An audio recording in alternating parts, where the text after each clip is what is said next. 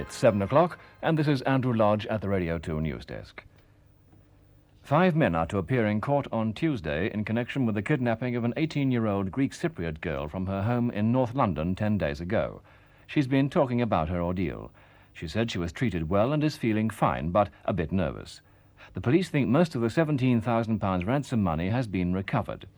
The girl's family have said thank you to the news media who kept quiet about the story of the kidnapping at the request of the police. The police are saying next to nothing, though, about the incident at Southampton this morning when £400 of explosives were found at a block of flats near the docks area. They're not even admitting what kind of explosive it was. What is known is that 42 men are being held under the Prevention of Terrorism Act. They were picked up at houses all over South Hampshire. Talks are in progress in Reykjavik between British and Icelandic government representatives about Iceland's claim to a 200-mile fishing limit. The Foreign Office Minister, Mr. Hattersley, made it clear from the start that Icelandic gunboats must leave British trawlers alone if the talks are to continue. The crew of a Belgian trawler in difficulties in the North Sea had to abandon ship when the vessel turned on her side, apparently because her nets were caught by an object underwater. In heavy seas and with winds up to storm force 10, 4 of the crew were picked up by an RAF helicopter and taken to hospital in Hull. 2 other crew members were rescued by another trawler. And finally, the former Conservative leader, Mr. Edward Heath, has told young party members at Folkestone that Britain must embark on a major programme of economic and social reform if it was to meet the challenge of the rest of this century. Mr. Heath said he intended to use what he called the freedom I at present enjoy to discuss a wide range of issues affecting national life. Well, that's our news. Next news on Radio 2 at 9 o'clock.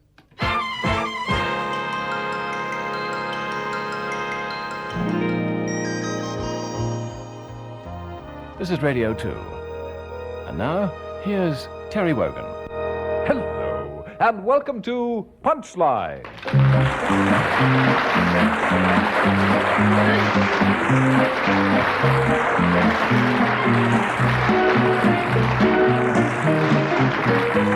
Yes, well, I'm sorry, but this is Punchline, a radio revel with yours truly, Terry Wogan. He's my favorite.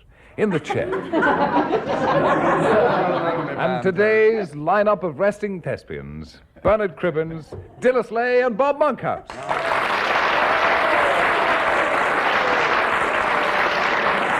you, Pat.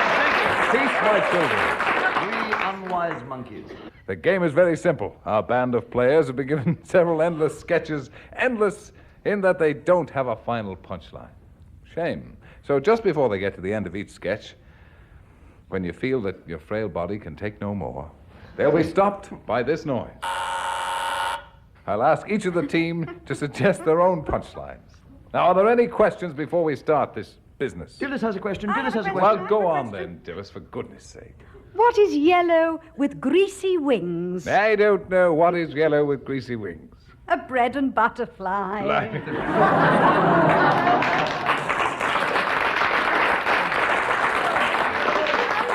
Cribbins has a question. Cribbins has a question. Well, go on then. Oh, yes. Why should you never gossip about butter knives? Why should you never gossip? Well, you know how they spread. Remind me to bread and butter fly. Bobby has a question. Bobby has a question. Well, put it, little Bob. How thick is the average pile on an Arabian carpet? I don't know. How thick is the average pile on an Arabian carpet? Depends on the size of your camel, doesn't it?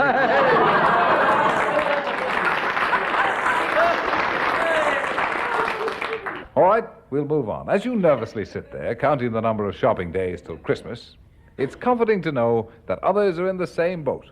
I refer, of course, to Sid and Rita Dipfinger. You know, we decided not to send any cards this year on account of the price of everything having shot up so alarming, dear. Yeah, I should think so and all. We always send out far more cards than we get back. It's 'cause half of them never get the cards we send on account of our address book being so out of date. Yeah, well, whose fault is that? It's yours, Rita. Because you refuse to cross out people's names when they've snuffed it. Oh. I don't like to, Sid. I mean, you never know. You never know what? I mean, once they've gone, they've gone. I mean, they ain't coming back to collect your Christmas card. Or do you expect the post office to forward them on? Have you finished, dear? Yeah, for the time being, yes. Good, 'cause I've made this list. List, Rita? Yes, of people we're not sending cards to, Sid. Well, what the hell for? Look, we must let them know that we're not sending them a card. Otherwise, they'll be mortally offended. Well, how are you going to do that, Rita? Well, I don't know, really. I did think of writing to them all. Would it be easier to send cards than write 55 letters? 55? Yeah. That's an awful lot of people to be not sending cards to, Rita. No, Sid, that's nothing. Mrs. Ogden told me she's not sending to nearly 80. Oh, well, that's a cheering thought, isn't it? You know, I think I'd rather have a summons than a card from Mrs. Ogden. Sid. Well, I mean, why does she always send out photos of that horrible dog of theirs? Sitting there, glaring out at all and sundry like one of the hounds of the Baskervilles. I mean, that's not very festive, is it? Well, last year Mr. Ogden stuck a bit of holly behind its ear, but by the time he took the picture, it had eaten it. Not surprised. Not surprised at all. That dog would eat anything, you know. Yeah. I'm sure they only send that card to the people it's bitten during the year. Yes, very likely, dear, but to get back to this list... Now, how much would it cost to ring them all up and tell them they won't be hearing from us?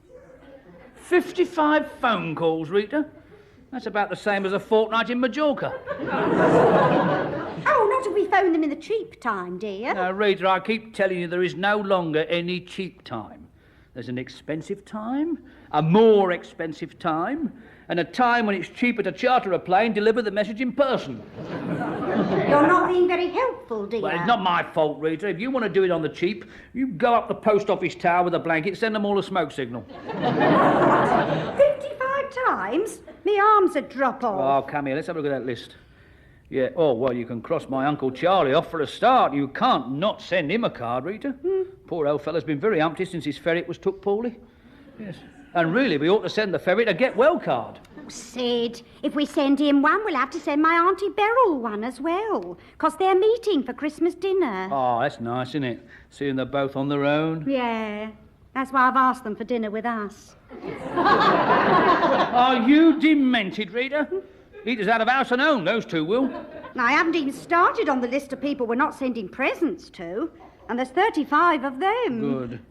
Yes, so you can devote all your attention to my present. If you come over here, I'll give you yours right now. Huh? Well, it'll save me having to wrap it up. Oh, Sid.